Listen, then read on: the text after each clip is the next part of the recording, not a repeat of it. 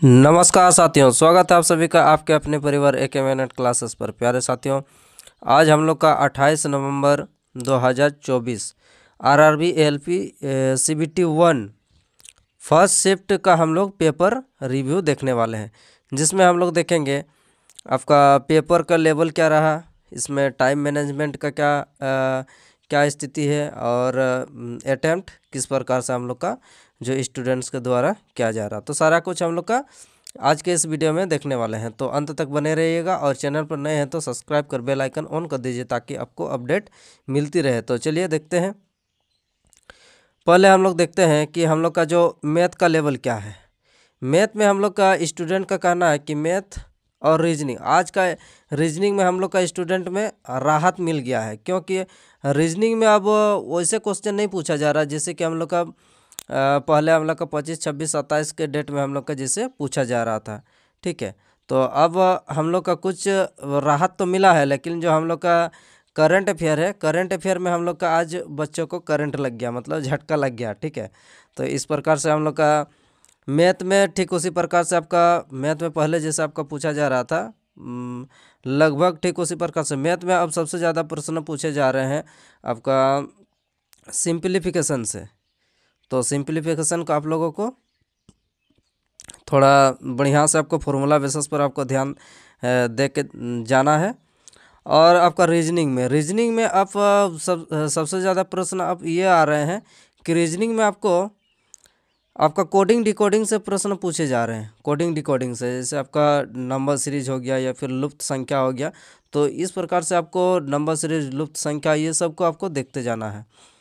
और जो आपका सीटिंग अरेंजमेंट है, सीटिंग अरेंजमेंट का आपका कुछ 2-3 गो प्रश्न आ रहे हैं, लेकिन वैसे प्रश्न नहीं आ रहे हैं कि आपका जैसे पहले आपका 26-27 को पूछा जा रहा था। ठीक है, तो एक प्रकार से हम लोग का अब रीजनिंग में थोड़ा राहत मिला है। और मैथ का पेपर जो है, मैथ का अब पेपर सेम पहले जैसा आ रहा था, ठीक उसी प्रकार से आपका सिंपल पेपर कह सकते हैं।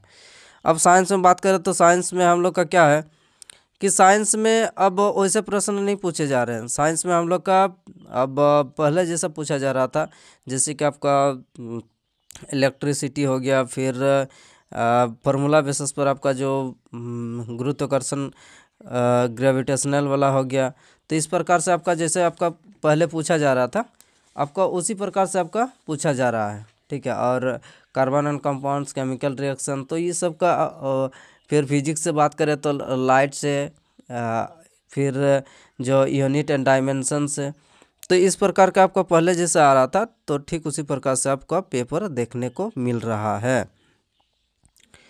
अगर यहाँ पर अगर चलते हैं हम लोग का, देखते हैं कि अब जीके जीएस और करंट अफेयर का क्या हाल है। तो जीके जीएस में हम लोग का उतना प्रश्न नहीं पूछे जा रहे हैं, सबसे ज़्यादा आपका करंट से ही प्रश्न देखने को मिल रहे हैं, यानी कि आपका लगभग 4 से 5 क्वेश्चन आपका करंट से ही, इससे ज़्यादा भी हम लोग को देखने को मिल रहे हैं, यानी कि करंट अफेयर से।